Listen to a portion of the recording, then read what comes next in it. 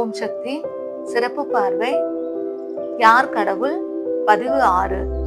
இத்தலைப்பின் கீழ் நாம் காணப்போகும் அடுத்த நிகழ்வு நம் ஆலயத்தினுடைய சிறப்பு தொண்டர் சக்தி திருமதி மும்தாஜ் பாலகிருஷ்ணன் அவர்களுடையது.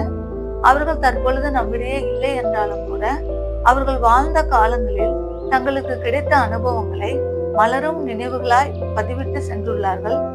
நாம் அவற்றை திரும்பி பார்க்கும் பொழுது சில புதிய சிந்தனைகளை நம்முள் தோன்ற செய்கின்றது. அவற்றில் ஒன்றுதான் நாம் காணப்போவது. அவர் பதிவிட்ட நிகழ்விற்குள் செல்வோம். சுருக்கமாக காண்போம். அவர்களின் மகள் பெயர் மல்லிகா. குடும்பத்தினர்கள் அனைவரும் ஒரு மாற்றத்திற்காக சுற்றுலா செல்ல முடிவு செய்து பாபநாசம் சென்றனர். அங்கே நீர்வீழ்ச்சியில் குளிக்க அனைவரும் சென்றனர். சற்று தொலைவில் ஒரு குன்றின் உச்சியில் சீராக நீர் வருவதைக் கண்டு அங்கே செல்ல நடந்த பொழுது மல்லிகா பாறையில் பாசி படர்ந்திருப்பதை கவனிக்காமல் காலை வைத்துவிட வலிக்கி தன்னையும் அறியாமல் ஒரு சுற்றி அங்கே சற்று நீட்டிக்கொண்டிருந்த ஒரு பாறை முகத்தை பிடித்து தழுவியவாறு அலறிக்கொண்டு விழுந்து கிடந்தார். திருமதி மும்தாஜ் அவர்கள் பதறியபடி உதவிக்கு ஓடினார்கள்.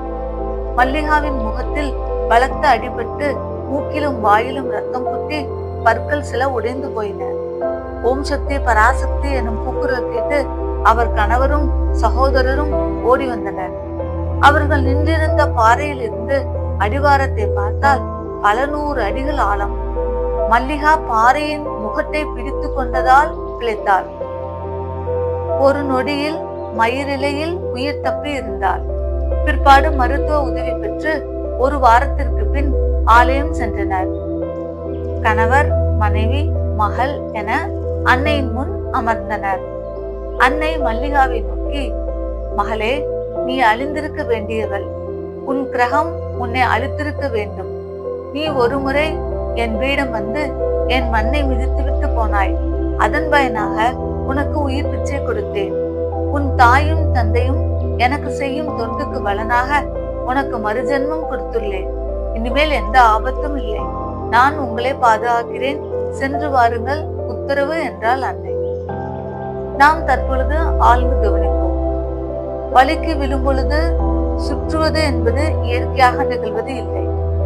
திடீரென கால்கள் வலுக்கும் பொழுது நாம் தடுமாறி வேகமாக கீழே விழுந்து விடுவோம். அப்பெண் ஒரு நொடியில் தன்னையும் அறியாமல் ஒரு சுற்றி பாறையின் முகத்தை பிடித்து கொள்ளும்படி செய்தது எது? சுற்றாமல் வலிக்கு விழுந்திருந்தால் நிலை தடுமாறி பல 100 அடிகள் ஆழத்தில் விழுந்திருக்க நேரிடும். சுற்ற வைத்தது ஆன்மாவில் இருக்கும் அன்னை ஆதிபராசக்தி.